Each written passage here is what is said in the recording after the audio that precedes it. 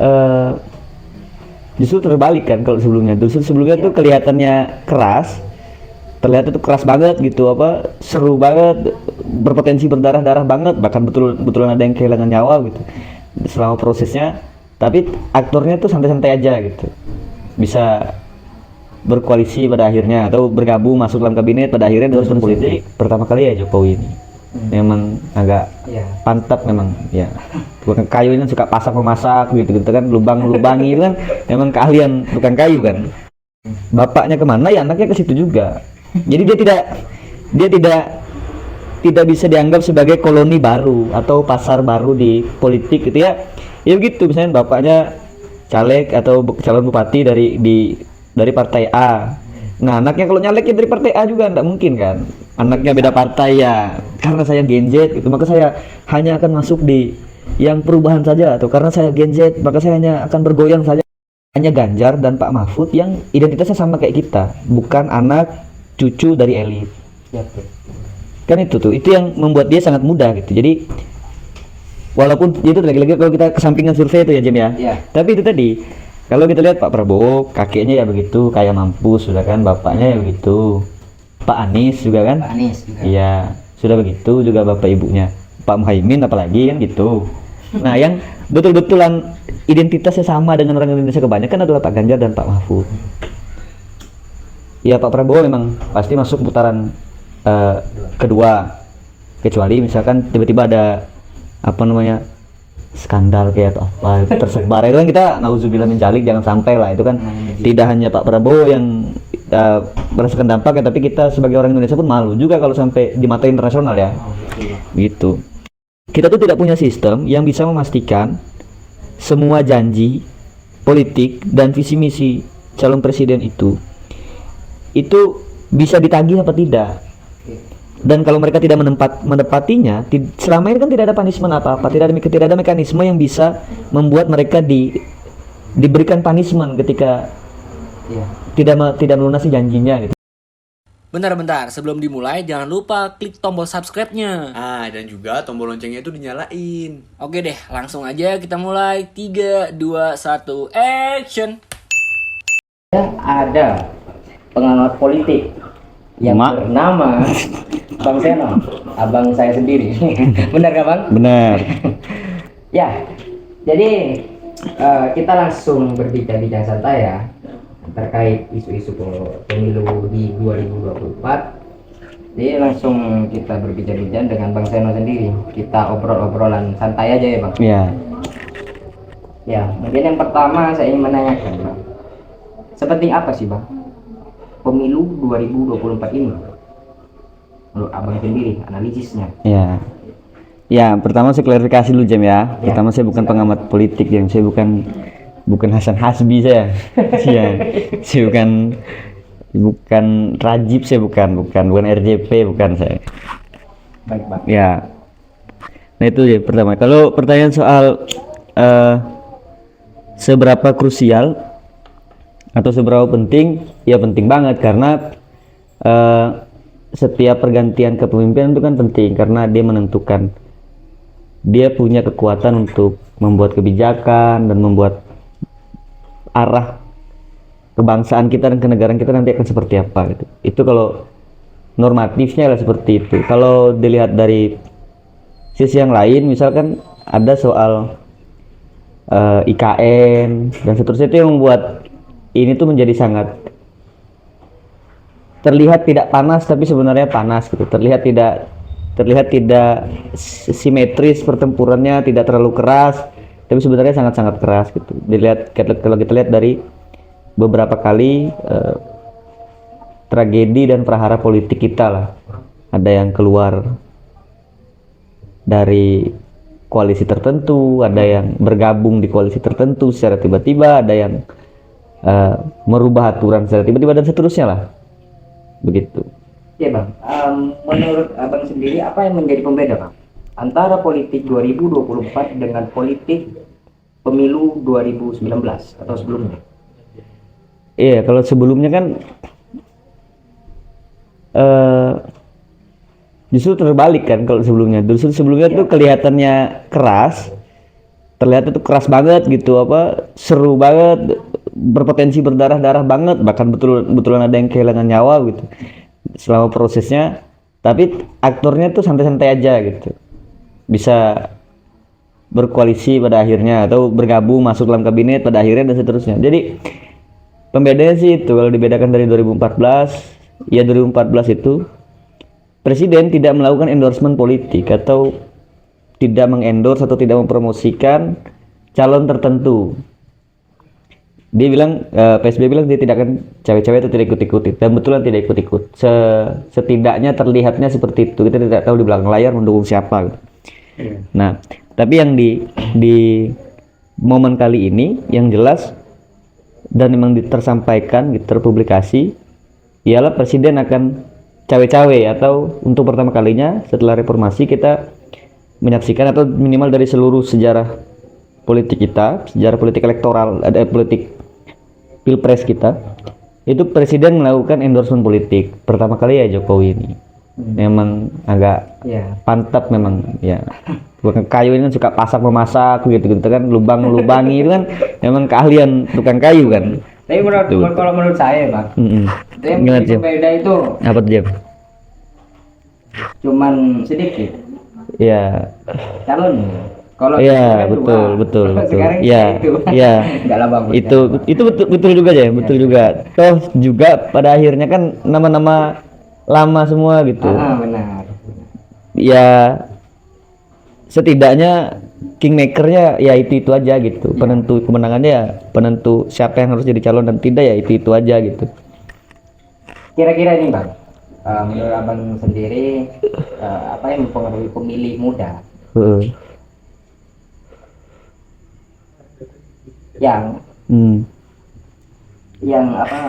dia lebih berkonteks kepada apa yang bergoyang, yang suka bergoyang, atau yang gemoy, ataupun yang mengangkat slogan kayak perubahan dan lain-lain. Ya. Ya itu perlu kita gugat juga tuh term atau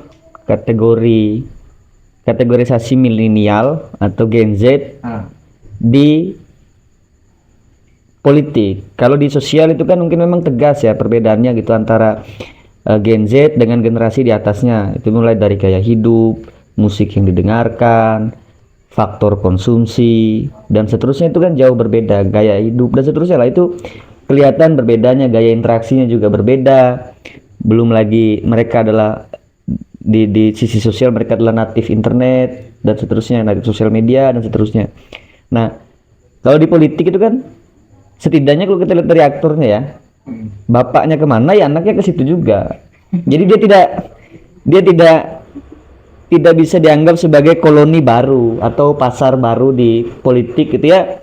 Ya begitu, misalnya bapaknya caleg atau calon bupati dari partai A. Nah, anaknya kalau nyaleknya dari partai A juga enggak mungkin kan. Anaknya beda partai ya. Karena saya Gen Z gitu, maka saya hanya akan masuk di yang perubahan saja, atau karena saya Gen Z maka saya hanya akan bergoyang saja kan. Berarti dinasti. Bukan dinasti, karena ada kesamaan nilai yang pastikan. Anak dengan orang tua kan pasti tidak mungkin beda, mungkin saja sih tapi sedikit gitu, variabel itu sedikit. Makanya itu paling mudah mengafirmasi apa yang saya ucapkan adalah dari aktornya saja gitu. Bapaknya di mana ya anaknya di situ gitu. Misalkan ya Zita siapa tuh anaknya Ketumpan, ya itu juga di PAN gitu. Anak dan cucunya Megawati ya juga di PDI gitu. Nggak mungkin kan Mas. Kultural. Iya, nggak mungkin Mas Prananda tiba-tiba di Gerindra itu kan nggak mungkin. Susah kita membayangkan, atau dia di PKS gitu. Iya. Iya, ngelihat Mas Prananda ngomong ukti akhir kan nggak kayak agak-agak aneh gitu. Betul. Karena ada kesamaan menurut saya tuh, masih mereka itu kalau di dalam politik pasti ada kesamaan nilai kan, antara bapak dan anak, antara keluarga besar dengan generasi setelahnya gitu. Tapi menurut Abang, aturan mainnya seperti apa sih Bang? Apakah ada perubahan atau tidak? Ya jelas ada dong. Kan kemarin ribut itu kan. Iya, sampai alamatnya kan, nama alamat berubah dia di Google Maps itu ya. Benar. Iya, sampai apa mahkamah keluarga atau apa. Ya, tapi terlepas dari itu memang tidak bisa dibenarkan secara kalau kita masih menggunakan nilai gitu. Tapi politik kan selalu begitu gitu. Yang dianggap yang akan menguasai kebenaran kan yang setidaknya berpotensi memonopoli kebenaran kan yang menang gitu. Jadi ya melangkah dengan cara apapun pasti inilah. Kayaknya saya harus kupas satu saat tuh Ya, per paslon. gimana aja? Menurut abang sendiri bang, strategi pamungkas Anies Muhaimin itu Waduh. yang membuat mereka berpotensi menang itu seperti apa? Nah, Saya kupas ya, satu-satu. ya, saya klarifikasi ya, ini rompi bukan dari rompi Amin ya. Saya rompi beli sendiri jauh sebelum pilpres dan capres ini ya. Nggak ada logo banteng juga di belakang dia, nggak ada. Ya, Saya juga netral ini bang. ya betul. Kalau oke kita bahas Anies dulu ya. Anies itu sangat bagi saya ya, setidaknya yang kelihatan gitu dengan pola desak Anies, dengan pola ubah bareng dan seterusnya itu, setidaknya kan dia sangat kontra hegemon dia atau counter hegemoni itu. Dimana dia berusaha untuk melawan dominasi itu. Cuma bedanya kalau kita plek-ketiplek dengan teori counter hegemoninya Gramsci, bedanya adalah counter hegemoni itu muaranya kelas gitu. Nah kalau Anies ya perubahan gitu. Tapi mulai dari perang oposisi, terus cara menentukan slogan atau kata-kata yang bisa menjadi mutual identitas bersama gitu ya. Betul. Dengan kata perubahan itu sangat Gramscian sekali menurut saya. Jadi dan tidak ada setiap kali Anies turun atau setiap kali Anies melakukan berbicara di mimbar manapun tidak ada simbol dan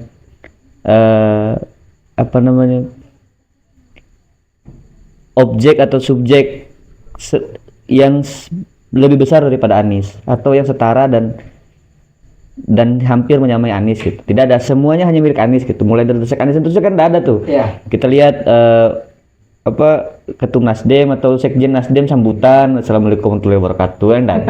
Itu sangat Gramscian sekali bagaimana membentuk satu pimpinan yang menjadi simbol dari kontra hegemoni.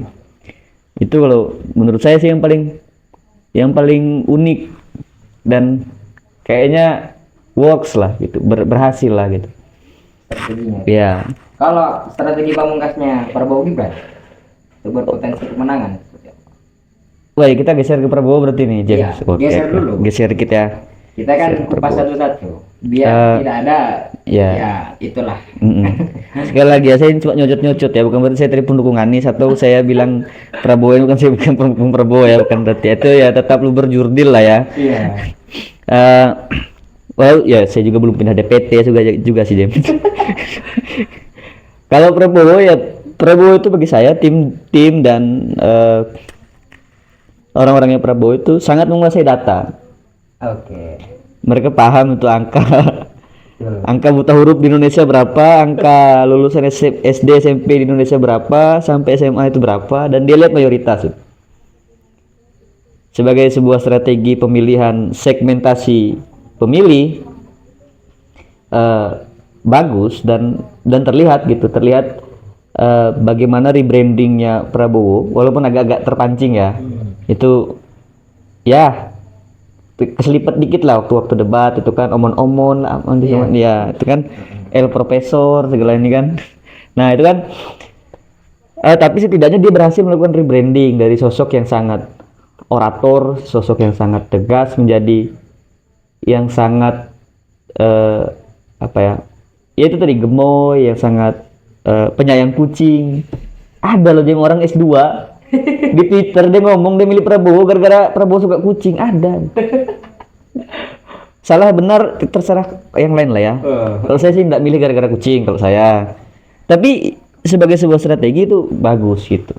Oke. Kalau ke paslon nomor 3 ini Ganjar Mahfud dengan mempunyai kebijakan yang sangat luar biasa. Seperti apa bang? Strategi pamungkasnya? Yang berpotensi gitu ya, strategi sama kayak yang dua tadi ya. Ya itu karena sangat khas PDI gitu, sangat khas inilah margin kiri lah gitu. Astagfirullah, bukan margin kiri, bukan, mohon maaf ya penerbitan buku margin kiri ya. Bukan ke situ maksud saya. Sisi kiri maksud saya itu. Ya itu makanya cara-caranya pun begitu kan. Cara-caranya mulai dari banner selalu ada Ganjar yang memeluk lagi ibu-ibu orang tua atau dengan petani atau Rakyat. ya selalu ya beberapa hari ini begitu. Tapi dan cara dia berkampanye rumah ke rumah, door to door. Nah ini yang bagi saya orang-orang yang ditemui Ganjar ini kan tidak terlihat di sosial media mereka. Betul. Nggak mungkin mereka ikut survei Litbang Kompas itu kan. Iya, iya, nggak mungkin mereka masuk website ngetik www aja susah itu dia. Iya. Nah ini dia kayak berpotensi, tapi kalau dilihat dari data survei terlihat kayaknya memang tidak ada badan survei yang berpihak ke mereka gitu ya. Iya, betul. Kasihan betul memang kawan ini ya.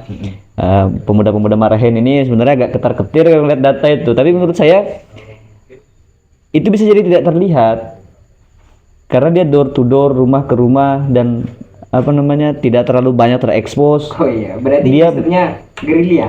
Kawan ini rela merayap. Kawan berdua ini kita paham lah rela merayap kawan berdua ini.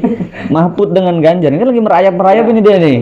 Ini di Jawa Tengah gitu saya lihat uploadan terakhir tadi. Nah, dan uniknya kan mereka tidak membawa media atau untuk minat di rumah warga kan enggak. Dan sangat ya itu tadi bahasa tadi sangat di bawah tanah lah, khas anak-anak kiri ini kan. Iya, betul. Tersembunyi ini kan. Nah, itu dia. Itu sih menurut saya itu bisa jadi sangat berhasil karena dia wajahnya terlihat langsung, tidak di atas mobil Mercy atau tidak, itu wajahnya ya wajah orang-orang itu gitu ya, orang Indonesia kebanyakan gitu. Dan keuntungan dia secara identitas adalah hanya Ganjar dan Pak Mahfud yang identitasnya sama kayak kita, bukan anak cucu dari elit. Ya, betul. Kan itu yang membuat dia sangat mudah gitu. Jadi walaupun itu lagi-lagi kalau kita kesampingan survei itu ya Jem ya. Iya. Tapi itu tadi kalau kita lihat Pak Prabowo kakeknya ya begitu, kaya mampus sudah kan, bapaknya ya begitu. Pak Anies juga kan? Pak Anies juga. Iya, sudah begitu juga bapak ibunya. Pak Muhaimin apalagi kan gitu. Nah, yang betul-betulan identitasnya sama dengan orang Indonesia kebanyakan adalah Pak Ganjar dan Pak Mahfud. Satu anak polisi yang pangkat rendah, satu anak guru ya Pak Mahfud ya. Nah, jadi itu yang membuat dia sangat mudah. Dia punya kebiasaan waktu kecil dan tumbuh yang sama kayak orang-orang tempat dia tidur. Berarti- Jadi tidak susah dia untuk menyesuaikan diri gitu-gitulah. Berarti Gitu. bisa dibilang mandiri lah mulai kecil. Iya, Dan mungkin. hidup mandiri. Iya. Jangan kita terlalu bahas ini. Iya. Nanti kita dianggap Betul. nanti ada ini dihitung sama netizen Dermo ini kan, woi bangsat nih bahas Ganjar ini 3 menit nah, Iya. bahas Prabowo cuma 12 detik nah, itu tersalah lagi kita Jem kan. Sebenarnya kita netral kan, Pak. Nggak mau Iya, memihakkan. politik itu harus berpihak sih. Cuma di video ini ya kita tidak mensuggest orang untuk memilih. Kecuali 2M dulu ya kan, itu ya kita ngomong lah, duduk dulu kan kita kan. Iya Bang, Iya. Abang sendiri apa saja isu-isu yang kini yang dianggap penentu dan mungkin mempengaruhi hasil pemilu 2024 sendiri, Bang? Iya, kalau ngelihat hasil survei, ya Pak Prabowo memang pasti masuk putaran kedua. Kecuali misalkan tiba-tiba ada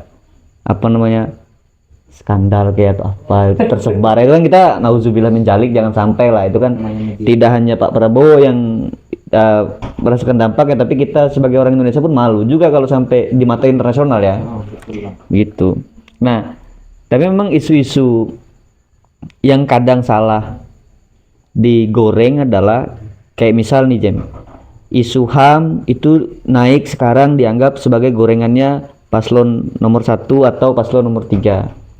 Padahal di balik itu semua yang salah itu menurut saya medianya, menurut saya media pemberitaan nasional kita lah. Karena kawan-kawan di aksi Kamisan ini kan sudah melakukan itu belasan tahun yang lalu, tiap hari Kamis itu di Malang juga ada, di Jogja ada, itu rutin tiap Kamis. Walaupun 3-4 orang, walaupun kadang rame dan seterusnya, tapi itu dianggap baru terliput ketika mendekati pilpres. Akhirnya orang menganggap ini gorengan dan seterusnya. Padahal enggak, orang-orang ini orang-orang yang konsisten perjuangkan perjuangan HAM, yang mereka semua punya pendirian dan punya alasan rasional untuk melakukan itu selama belasan tahun. Ya. Nah, atau misalkan isu lingkungan. Kalau kita bicara paslon nomor 3 bagaimana Wadas, Kendeng dan seterusnya. Walaupun klarifikasi dari mereka adalah itu adalah program nasional dan seterusnya, tapi fakta bahwa represif itu terjadi kan tidak bisa diabaikan. Pun begitu juga dengan afiliasi kata perubahan sama-sama P sih ya. P ini kan kalau di browser bahaya-bahaya kita ketikkan P ini kan. Nah, jadi perubahan dan pengkhianat itu kayak ya satu ke gurunya, ke mantan ketum partainya gitu ya, satu ke kawan koalisinya gitu ya. Itu mungkin bisa ini, atau misal bagaimana 01 diafiliasikan gitu ya, oleh buzzer atau apa ya, brand ambassador lah. Jangan buzzer lah, kayak Jerry Hendrick ini kan dia brand ambassador gitu ya. Ya kayak siapa nih, Abdur itu kan brand ambassador juga dia tuh di kubu yang lain gitu. Nah, oleh brand ambassador yang lain kan mereka diafiliasikan dengan kelompok intoleran dan seterusnya. Walaupun misalkan Anies adalah gubernur Jakarta dengan izin yang melegalkan dan memberikan izin gereja terbanyak sepanjang sejarah gubernur di Jakarta. Nah, tapi isu-isu yang seperti ini kan memang istilahnya itu dikomoditisasi gitu, dikomoditaskan untuk bisa dijual agar bisa mendapatkan konversi suara. Betul. Nah, itu jadi kan bahaya juga kan pemilih-pemilih kan. Kawan-kawan kita ini kan banyak yang bimbang-bimbang Jam ya kan gitu. Banyak yang bingung-bingung, labil-labil, ini kan ya khas puber lah kan. Remaja-remaja puber ini kan bahaya-bahaya dia. Ini kan isu sedikit H-1, H-2 jam bisa berubah dia. Niat coblos di kanan di kiri tiba-tiba ke tengah kan bahaya juga. Niat coblos di tengah meleset ke kiri kan bahaya juga. Ya dan seterusnya lah. Begitu sih Jam. Oke. Mungkin pembahasan kali ini cukup ya. Ya agak panjang kan mulai tadi, Bang. Iya, enggak tahu juga sih sudah habis juga rokok Jam. Mungkin cukup ya. Mungkin Abang sendiri bisa kasihlah closing statement atau penutup lah buat pembahasan kali ini. Ya. Pemilu 2024, Bang. Menurut saya begini, ke closing statement dari saya, karena pilihan politik itu pencoblosan lah khususnya, itu bagi saya itu pilihan personal, dia tidak bisa dihakimi, itu tidak bisa karena sama-sama punya alasan gitu. Orang yang memilih karena tingkah perilaku tertentu, entah ngomong entah joget ya, itu kan tingkah laku paling aman lebih gitu tuh.